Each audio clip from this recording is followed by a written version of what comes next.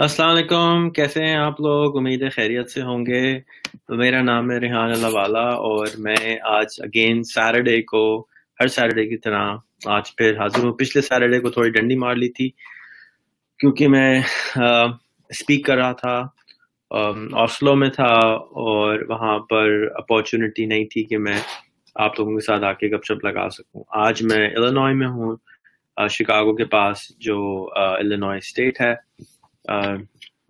US का। मैं आज उधर हूँ और उधर मेरे साथ आज मेरे जहाँ पे मैं इनके पास में ठहरा हुआ हूँ वो भी हमें as a host as a join करेंगे और आप लोगों के सवालों की हम कोशिश करेंगे कि आंसर करें। थोड़ा सा मैं वेट करूँगा, मैं अपनी वीडियो को 2-3 जगह शेयर कर दूँ ताकि थोड़ी ऑडियंस भी बिल्डअप हो जाए और आप लोगों को कोई सवाल है तो आप वो भी बताइए जाके हम आपके सवालों के जवाब दे सकें। आज का जो शो है वो हाफ इंग्लिश में होगा, हाफ उर्दू में होगा। And chuck is here and chuck जो है वो उर्दू नहीं आती, so it has to be in English part of it so that you can understand more about him. So, hi Chuck, you want to join us? Oh, right here? Sure. So, ye Chuck hai. Hey everyone. Hello, all.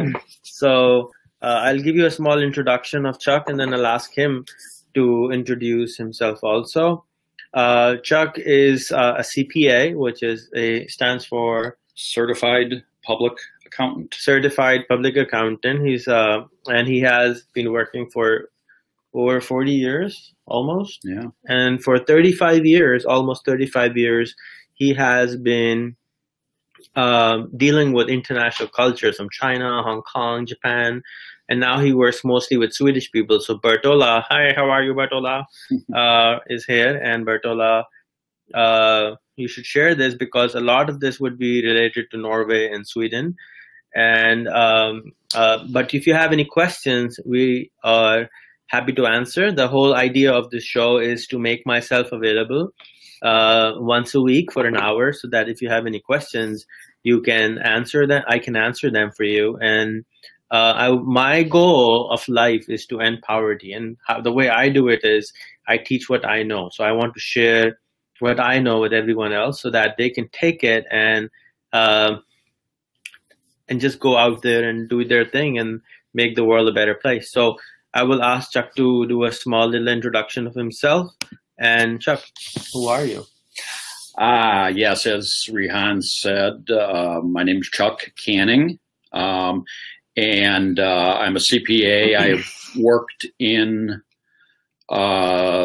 this field from college days, and I've worked in a corporate environment almost all the way through until more recently. I worked for a business services company, a smaller company, and our organization is known as Skybridge Resource Center in Naperville, Illinois, just outside of Chicago.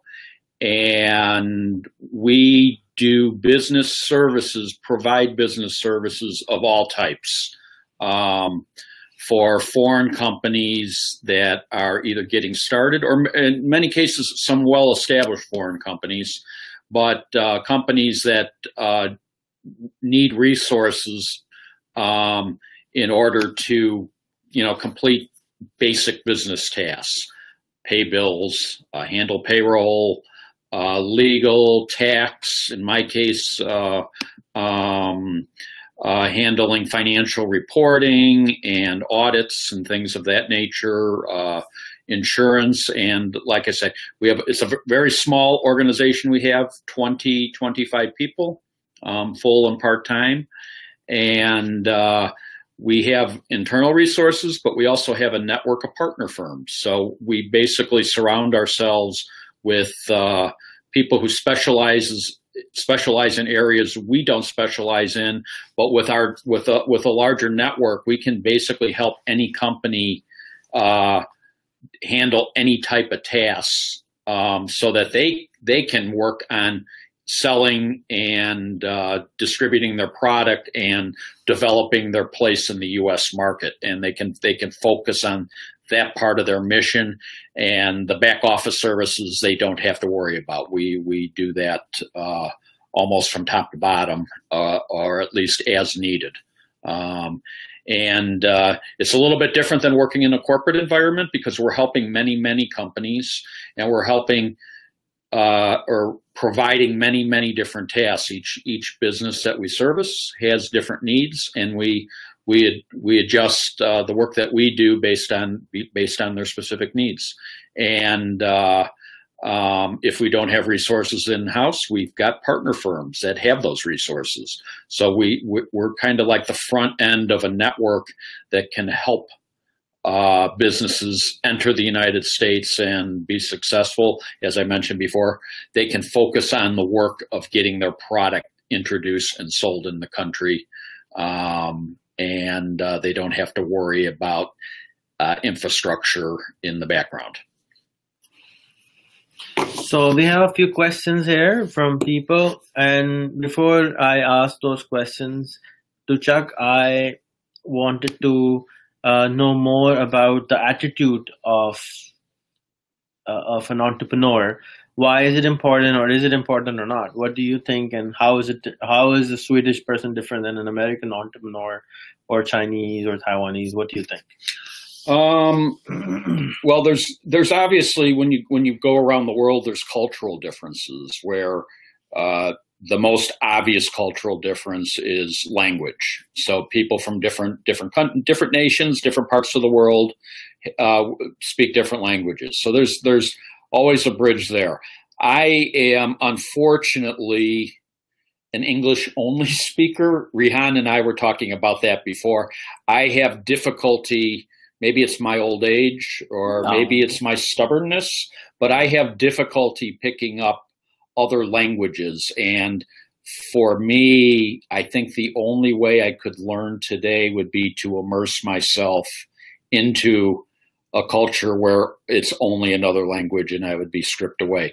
But that becomes like an obvious difference.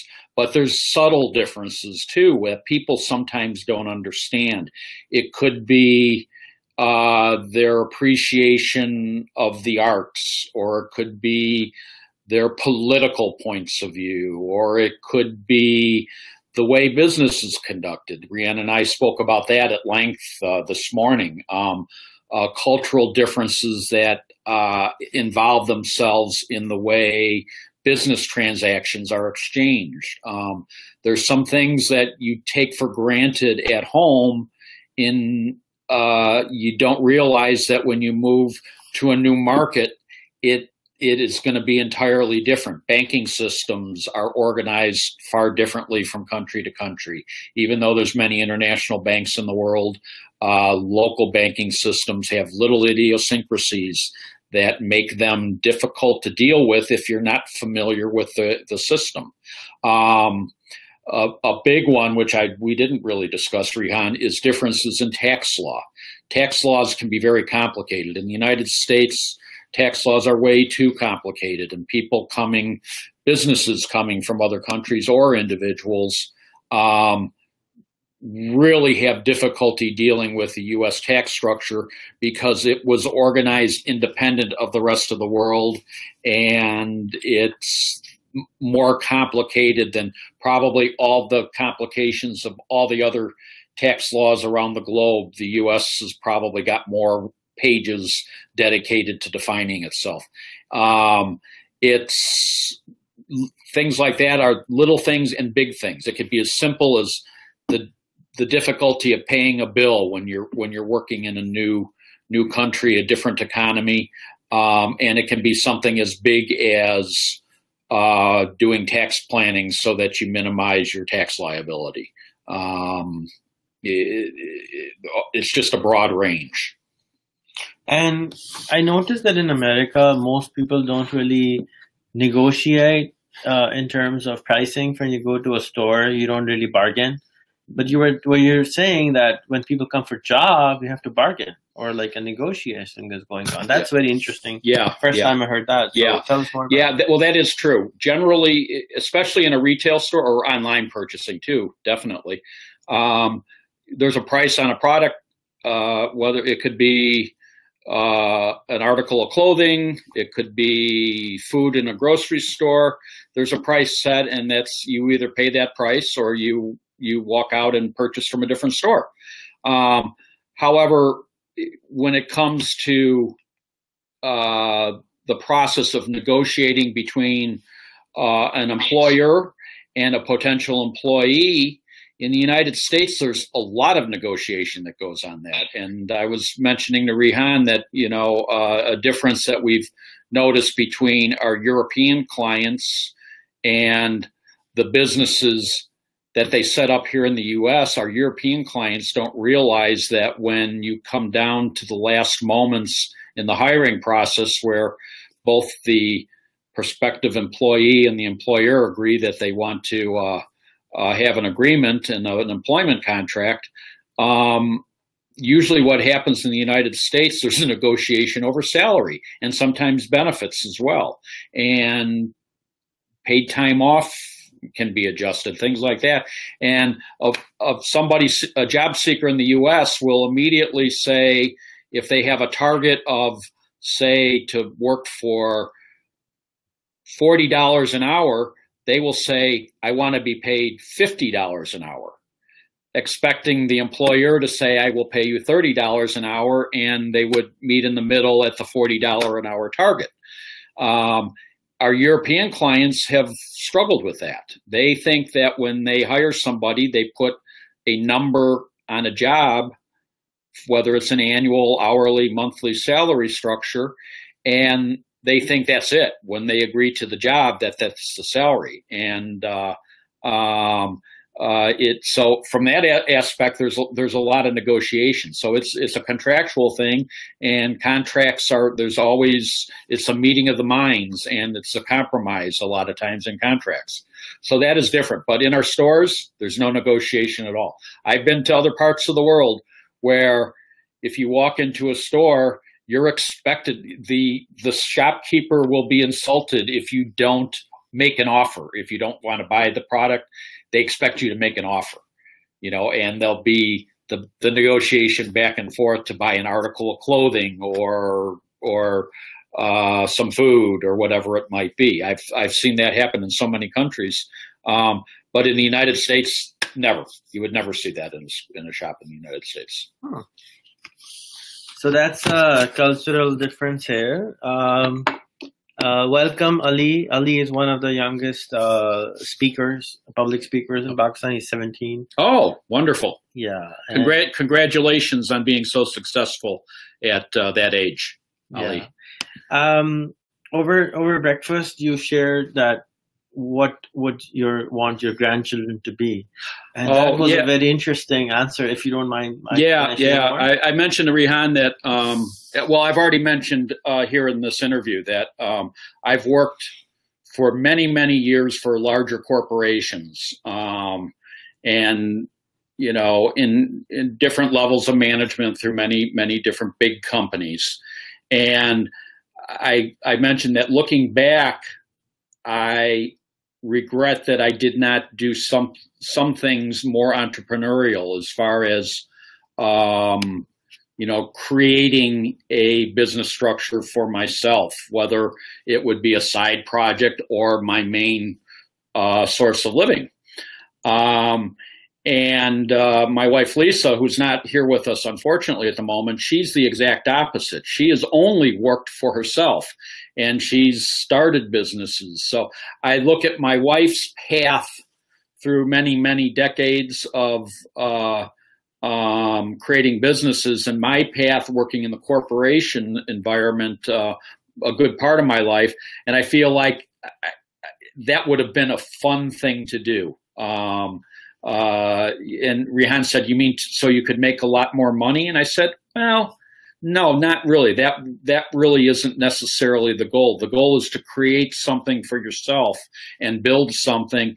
Obviously, you want to be able to make a living and pay your bills and support your family, that type of thing. That's always important, no matter what path you take. But the fact that you're building something for yourself is something that I never really did do myself. And I when I was telling Rehan, that's what I would like to see my grandchildren do. I would love to see them grow up with that entrepreneurial spirit and create something for themselves.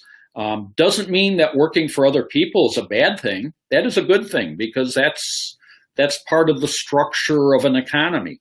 Employees are just as important to a business as the founders of the business. But there is just that I think that excitement. I know Rehan would say it's fun to create. It's fun to fail, because by failure you learn to do something properly the next time around. So that whole path of building, creating, making mistakes, learning from your mistakes, and then creating success from all that is a very, very interesting and exciting process. And that's the reason I mentioned that is because the name of the show is The Entrepreneur Show, and he's married to a coach of entrepreneurship and a champion of entrepreneurship. So apparently he's also inclined towards entrepreneurship. And that's what my question actually was, which he has already answered, was that why should a person become an entrepreneur, even though like most of the world is trained to get a job? Though most of the world is not trained to be an entrepreneur. And why is it important to be an entrepreneur? And he answered that the independence of making your own decision, making your own timing, making what you really want, that is possible as an entrepreneur most of the time, not all the time. But initially, if you work hard for like 3 to 5 years, it'll pay off that you can work less and eat the fruit of your hardships. Mm-hmm. Would you agree with that? Yeah. Okay. So tell us, what do you know about Pakistan, and what are 3 things you would do if you were becoming the president of Pakistan? Well, I've never been to Pakistan. Right. That's why it's important. So my understanding of Pakistan is through what I read. Right. You know, I'm a big consumer of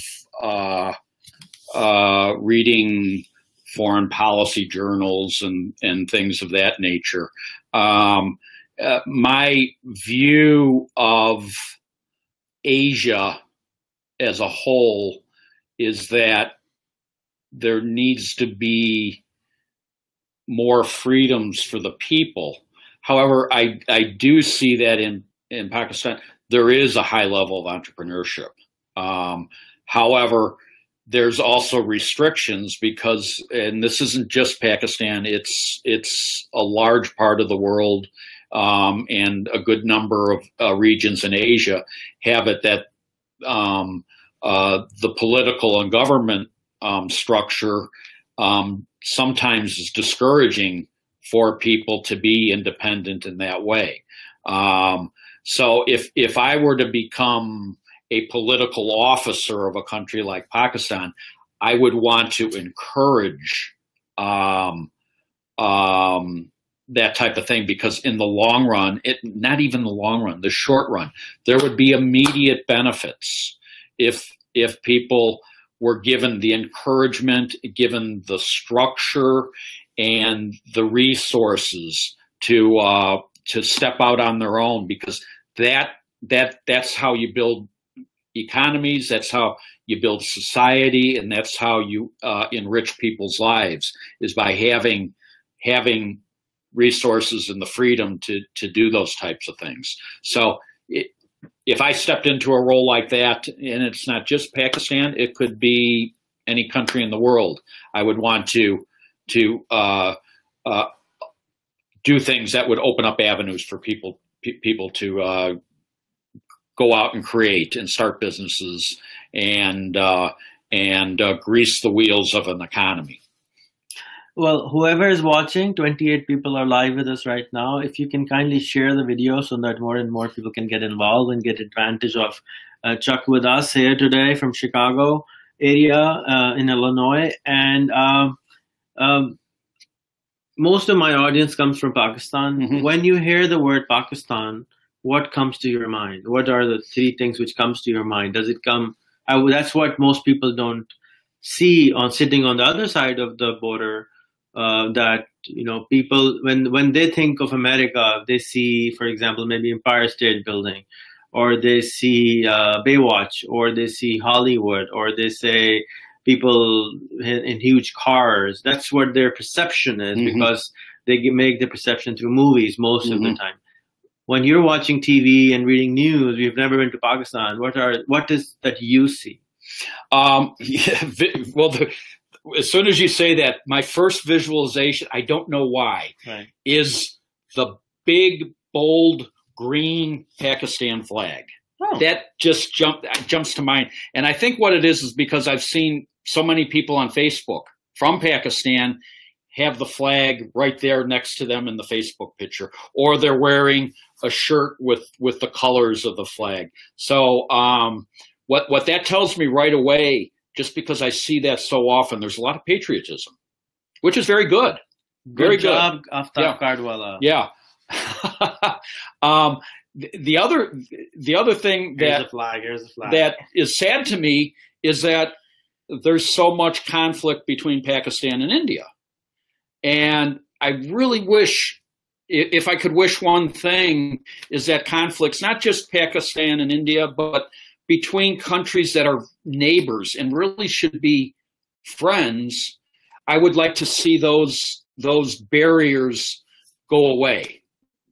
A lot easier said than done, obviously. But that to me is another thing that if I think about Pakistan or India, just like I may think about Israel and Palestine, or Russia and the EU, the negative competition is not good. And if barriers like that could be broke down and cooperation between rivalry is good. Rivalry is good because that creates competition, but that you compete as economies trying to better yourselves, and both sides of the border would improve because of better relations and more positive competition rather than negative competition. That's something I see in when I think of different nations. I think about ending the bad part of rivalries and encouraging the positive side of being a rival. A third thing for Pakistan, warm, friendly people. That is something that, because I've met, even before I met Rehan, who was probably the warmest, friendliest person that anybody could meet. The people I have met from Pakistan specifically have that as a personal trait that is just hard not to fall in love with. So that is something that I do know without having visited the country, just from meeting people who have traveled and I have met in different parts around the world.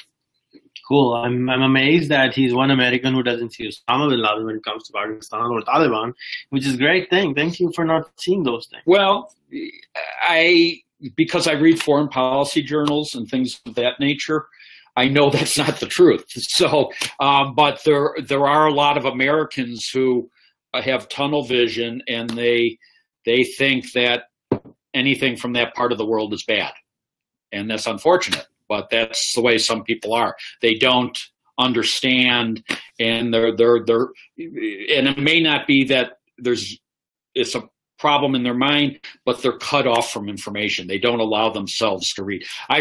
Like I say, I read a lot of things about foreign policy issues and international relations and things of that nature. And for me, I read that for enjoyment as much as for professional reasons. Issues like that fascinate me.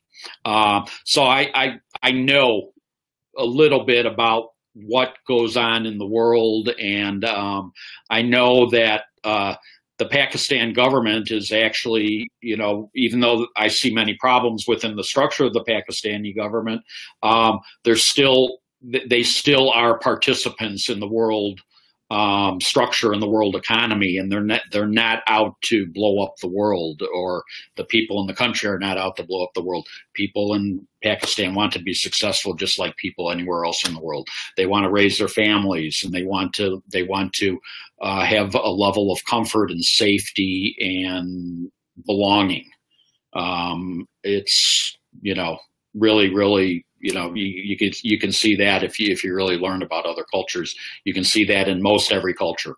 There's bad apples in every society. We have many problems with crime and people here in the United States, not just 30 miles from here. There's shootings on a daily basis because there's bad crime problems in some neighborhoods. In the U.S. In the U.S., yes.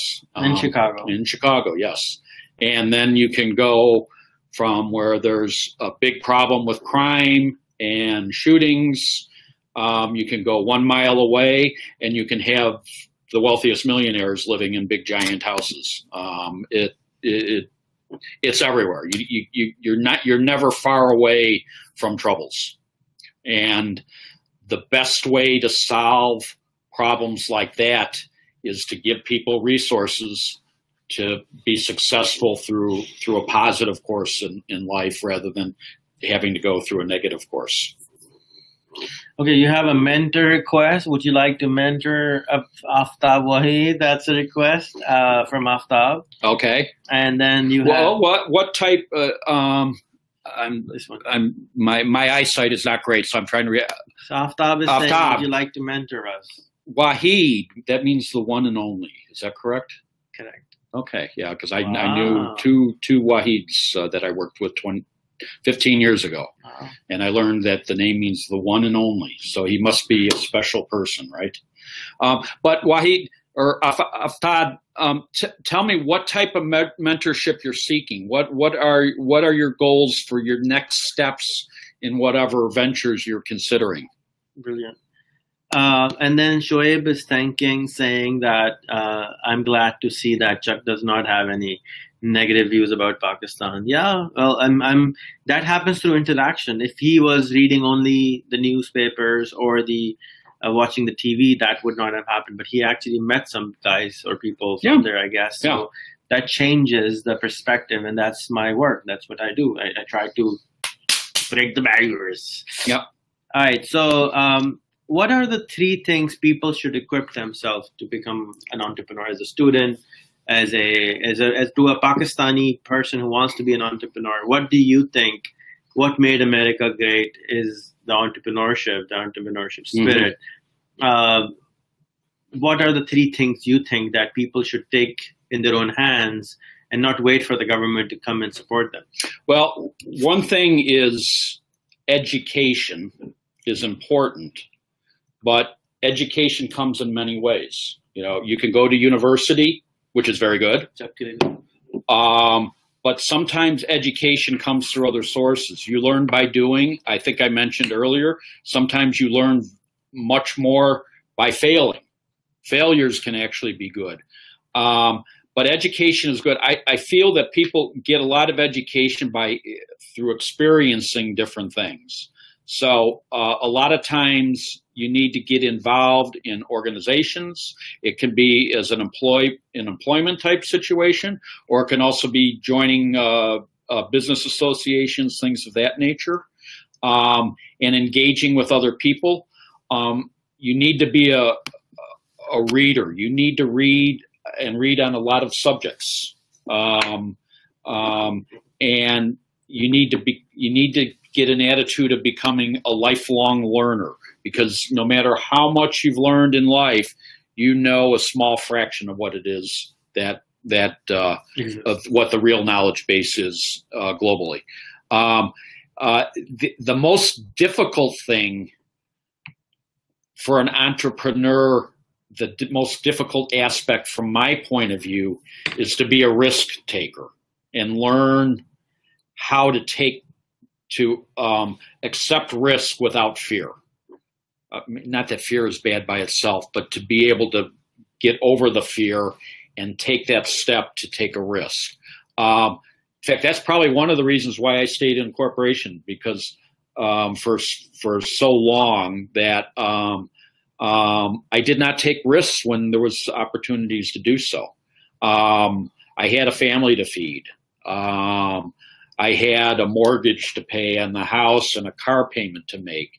And there was a certain amount of money I needed to have every month to meet basic obligations.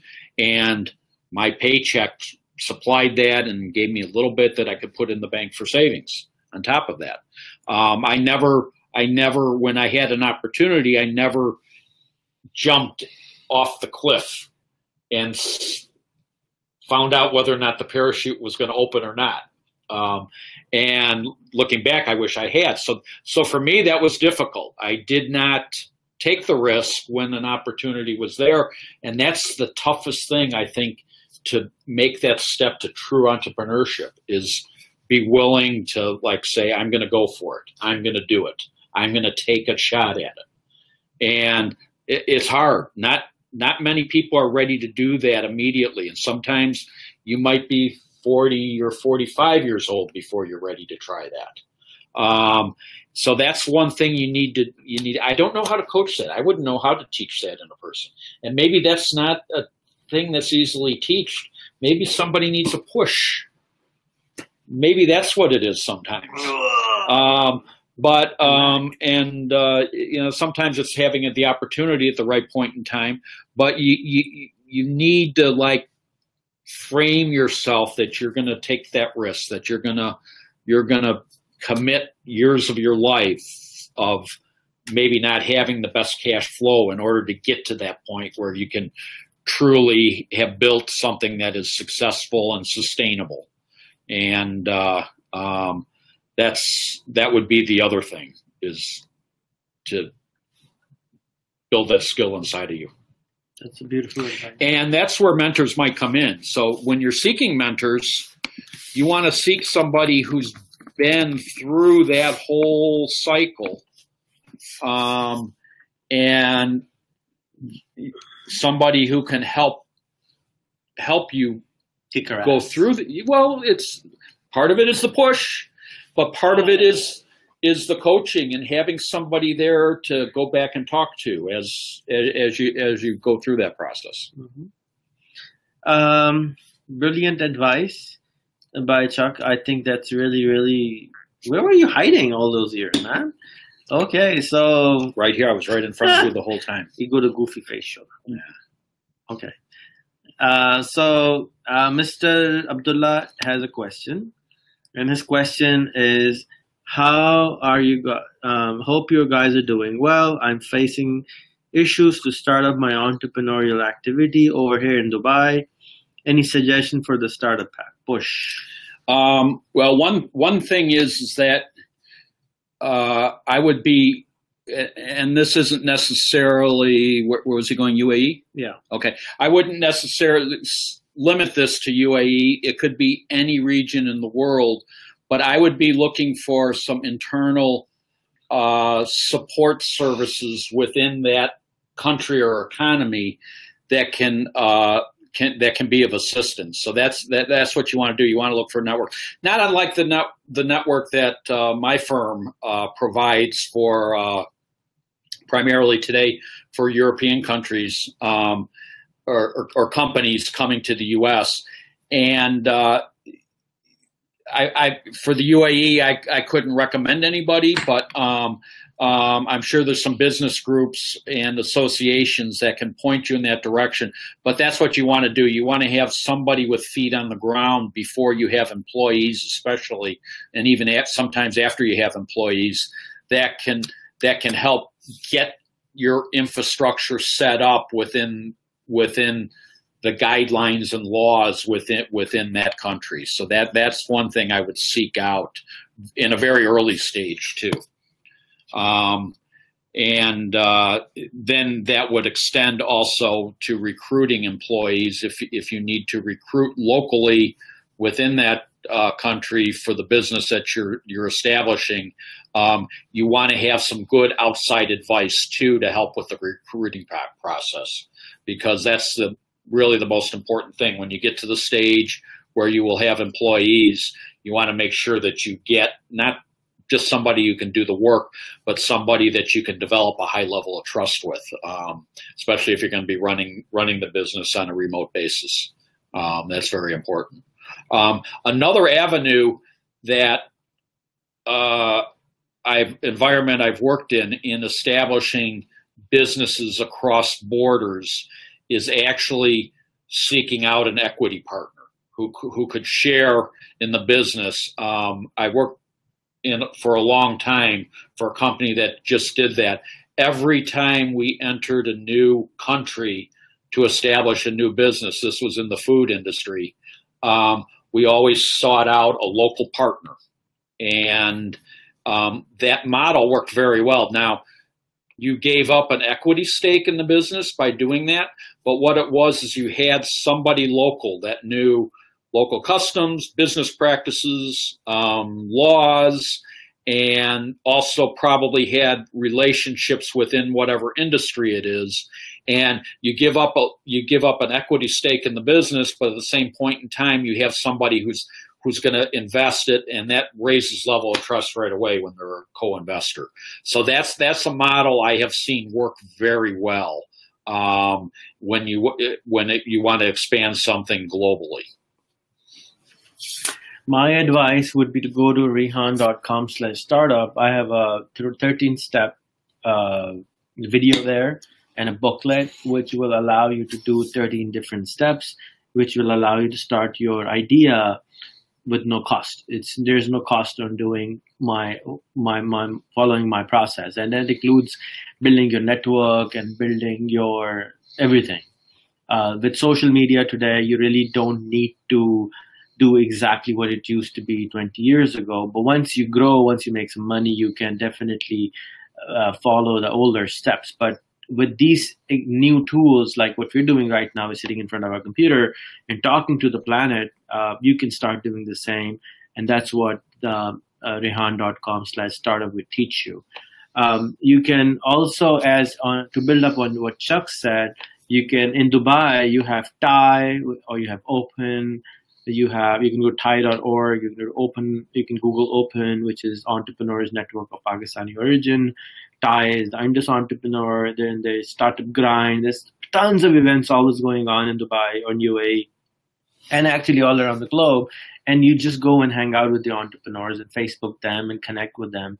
2 days ago, somebody was asking that, entrepreneurial mindset really fascinates me because they go out and change the world.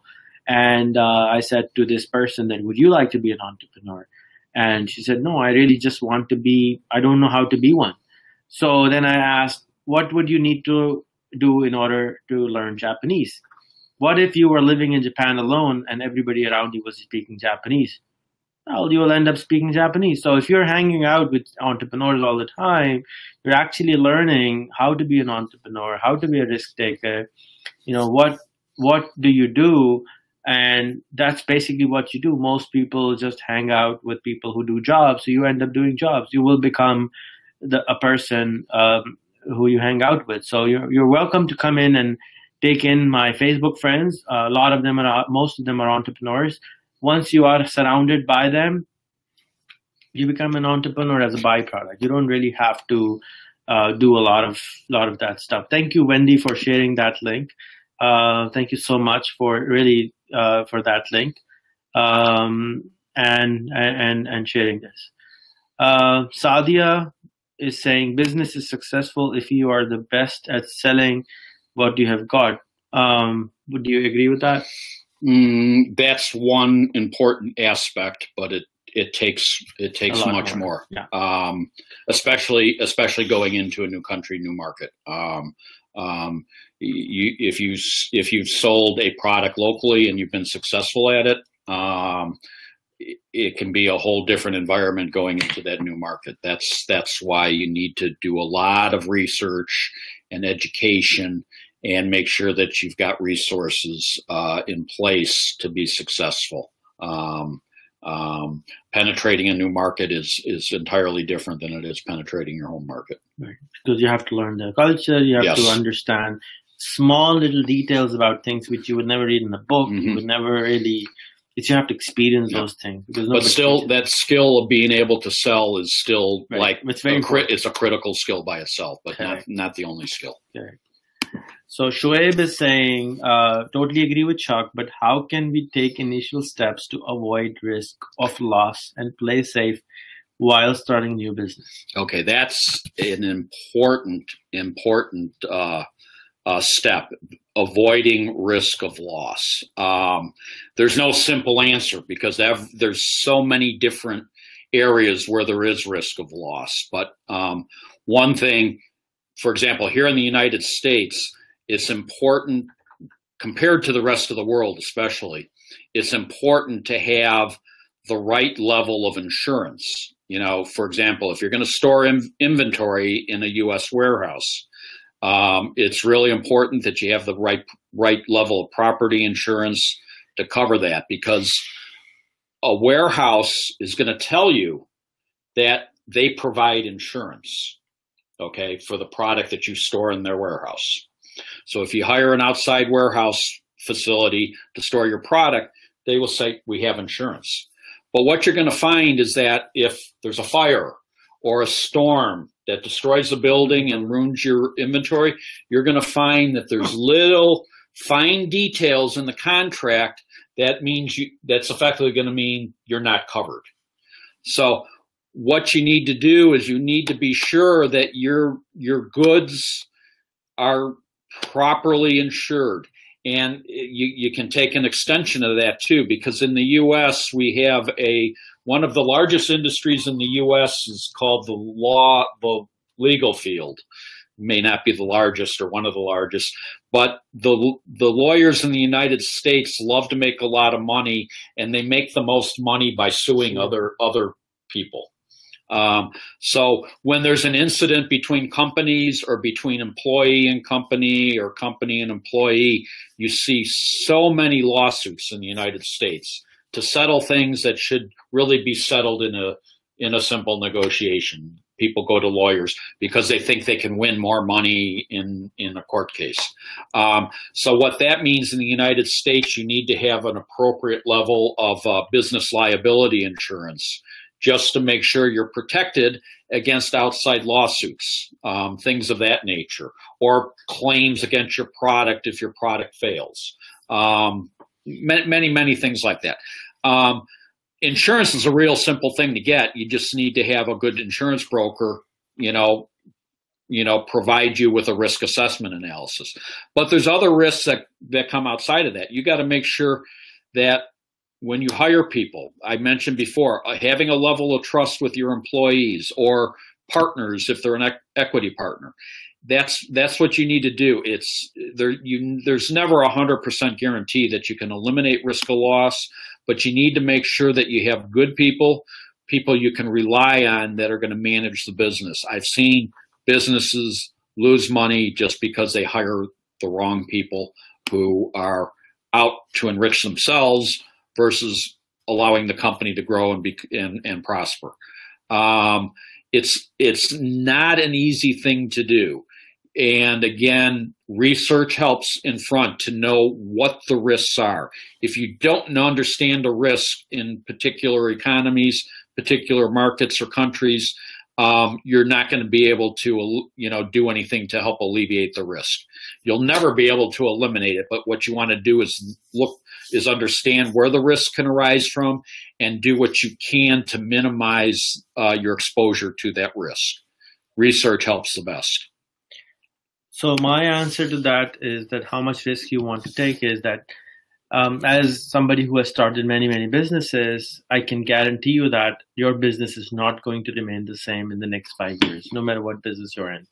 So what you want to do is you want to have at least 20% of your money constantly at risk, which means that you try new things. If you're running a restaurant, you introduce a new item on the menu and you see how it goes. If everybody's loving it, you keep it. If nobody likes it, you kick it off. Just like in a restaurant, you do the same thing in your business. You try and introduce new things all the time. And even if you go to McDonald's, you would see one new item, but it never stays there unless people are enjoying it a lot. And it's not like they remove everything and then introduce everything brand new. You always have 20% risk. So you're safe. 80% of your money is safe. Your assets are safe. But you need to, if you really want to grow, and that's how you grow it, you take 20% of your money or your time and you reinvested in something new. And that's how you can definitely, in my opinion, that's how much risk you can take. So if you have if you're not a new startup, you want to do a new startup, you're doing a job, take out 2 hours a day, but take out 2 hours a day of your time and actually go and invest. And then there would be a time you would realize that I have to choose between this or that. So then that's when the risk comes in of you choosing, do I want to switch or do I want to stay where I am?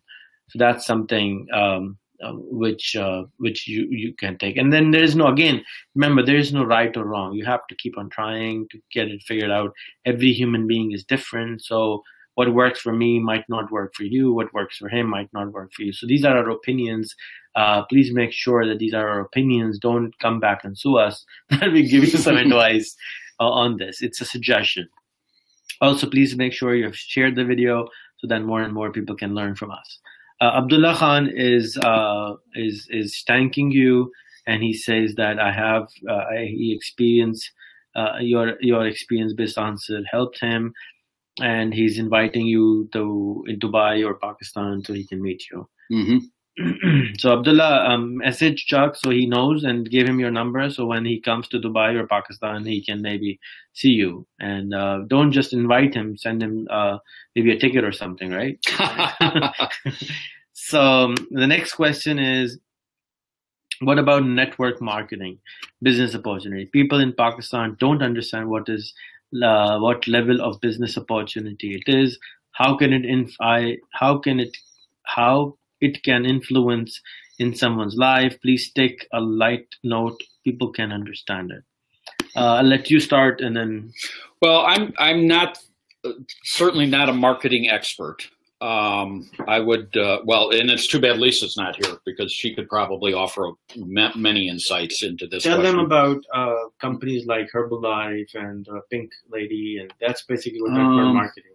Like multi-level marketing. That's what he's asking. Actually, I'm not a big supporter of multi-level marketing because I don't like it is something to enrich the people who start it, the people who create the service, but the people who come in later generally do not do well.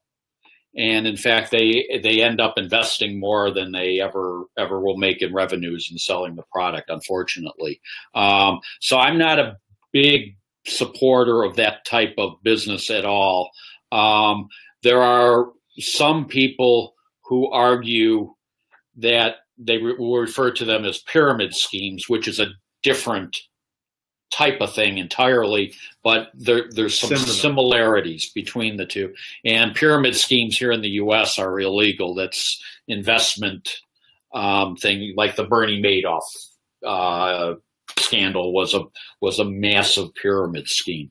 Multi-level marketing is not the same, but it uses the same types of things, and it's designed to bring a lot of profit and money for very little work sometimes to the original conceivers of the process.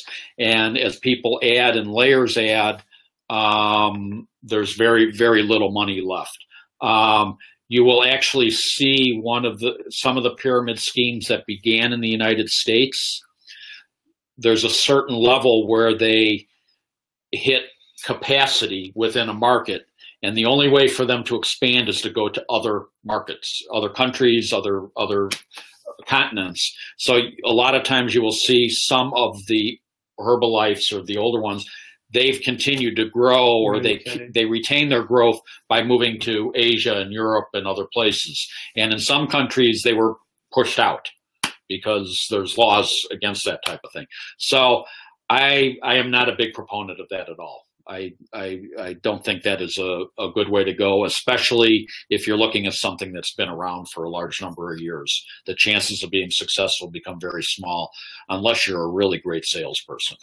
Sometimes you can make money, but probably 90% of the people invest more than they get back in revenues. Yeah, I personally don't like MLM also.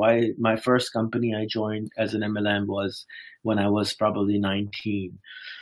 It was a calling card company, and I didn't like it. Then I joined Herbalife. I didn't like it, and now there are a few companies in Pakistan, Chinese companies, which I come in and doing a lot of MLM. But you can just imagine if the company is giving away 60% of money of the retail price of the product, how good is the product? And, or it's overpriced to the consumer. Or it's overpriced to the consumer. So basically, it's making people fool, and I really don't like to make people fool out of themselves, right? So there is nothing illegal. There's not haram to charge more profit, but it's just not my thing. A lot of people do it. A lot of people like it. I just personally don't really like it, and it has burned a lot of people in Pakistan now. Normally, when these companies come in, they end up closing shop and they run away with a lot of money. They just get a bad impression and they just leave. I personally, as I said, I'm not really a good fan. A very good friend of mine sells Herbalife and make all her life been doing that and makes decent money. Then there's Mary Kay, and there's a lot of other American companies. And like, for example, Herbalife is $2 billion worth company. I'm not saying it's bad. I'm just saying I personally don't like it. And that's what I hear Chuck say the same thing. There's so many other things you can do. For me, it's not for me to do that. And I would love to answer the same in Urdu. मुझसे अभी किसी ने twine या tines company है और इस तरह की MLM की कंपनीज हैं जिसके बारे में इन्होंने पूछा है कि MLM कंपनीज के बारे में कुछ बताएं. बट आई पर्सनली, मेरे ख्याल में ये कंपनीज अच्छी नहीं है. इनके साथ आपने अगर 80% 60% ये लोग नफे में दे रहे हैं तो प्रोडक्ट के अंदर होगा क्या? उसके अंदर कोई चीज़ ही नहीं है. तो आई पर्सनली, मेरे ख्याल में ये कोई अच्छी चीज़ नहीं है. मैं किसी को एडवाइस नहीं करता इसके ऊपर. मैं मना करता हूँ कि भाई मेरा मशवरा है कि आप ना करें.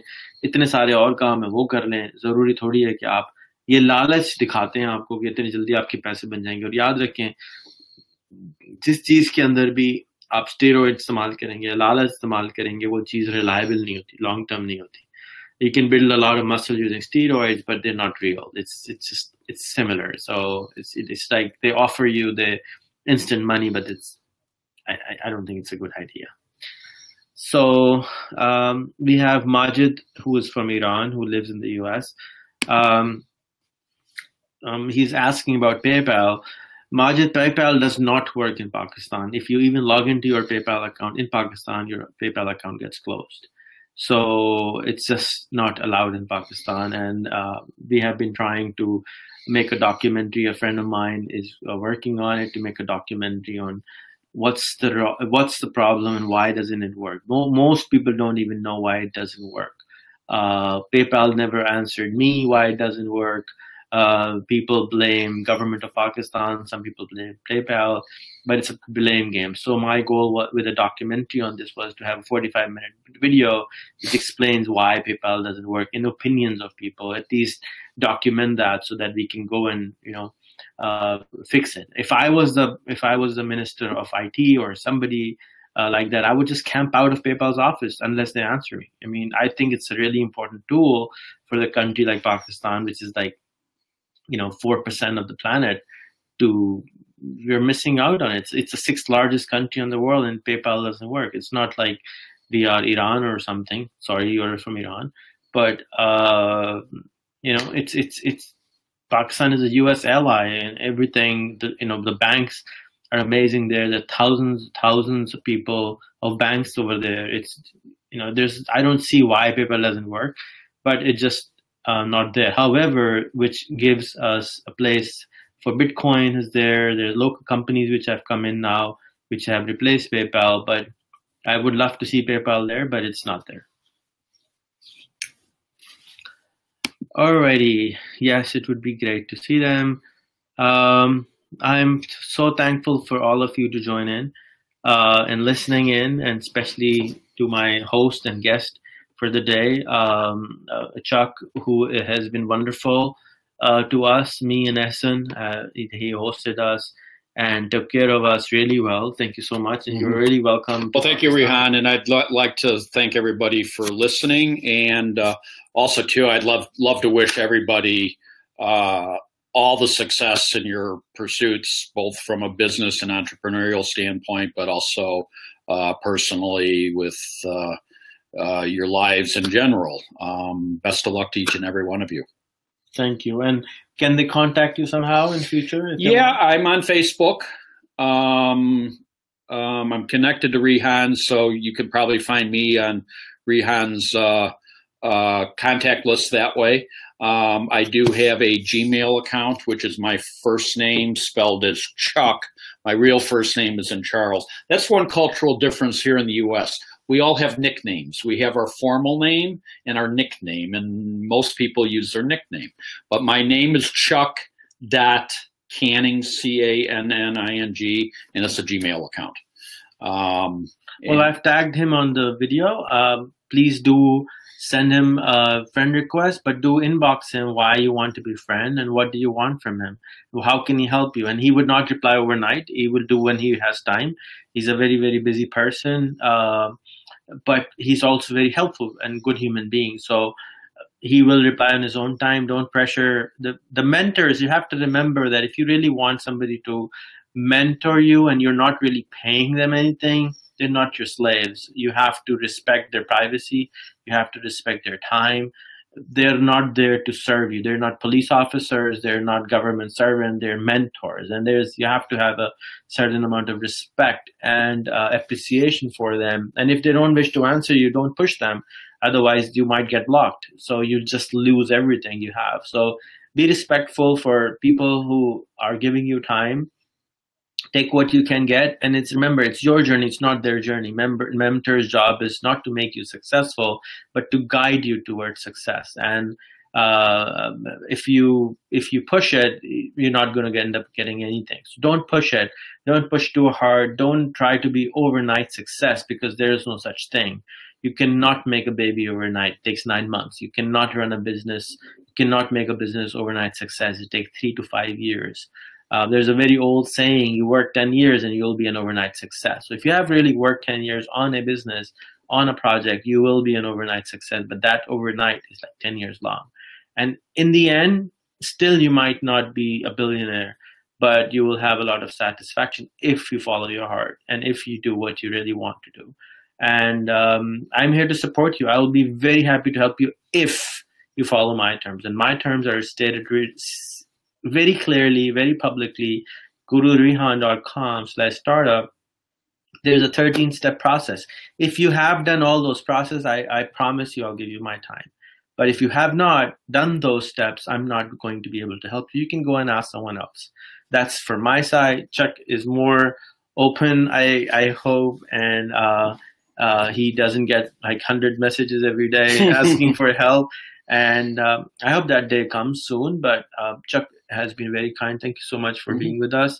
And if any of you wants to interview him, you can take an appointment with him. And if he has time, he would be happy to, I guess, give you more time and invite him to your show and show the world how such a beautiful human being exists and how we can collaboratively build a planet Earth, which is great for everyone. I run a business in the US. A lot of people ask me, where does your money come from? You're always traveling. I run a business in the US, which serves all over the planet. I started it because I found a human being who helped me start that business, who was a friend. And that it all started from a friendship. So all relationships, be it business, be it personal, starts with a friendship. And it starts with a hello. How are you doing? And getting to know the person and getting to understand the person and not really crossing their boundaries. We are always on the fringes. When you want to be successful, you want to be on the fringes. You don't go and step on people's toes. And no matter how hard you try, you end up breaking people's hearts sometime and hurting them. That's just life. But try to be careful, try to be honest, try to be open as much as you can about why and who are you, why are you, and why are you trying to contact people. And people will support you. Thank you again for everyone to listen. Guys, feel free to ask me about online marketing. There you go. Here is Majid from Iran, who lives in the US, who is working in water industry also, and he is saying you can contact him if you need any help. Also, here's another one, Wendy. This is the first time he's participating. She's a new friend of mine on Facebook.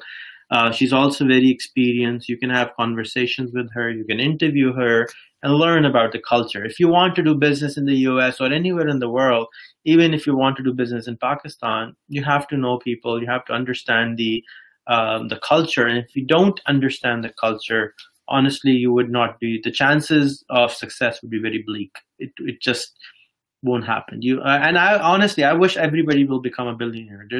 Why? Because there's so many problems to solve. If you solve one problem, which reaches out to 1 billion people today, you will become a billionaire. Today, we were just talking about the banking problem, how hard it is to transfer money from one point to another, one business to another, and banks make $1 gazillion out of it. And the banks are designed based on 100-year-old technology.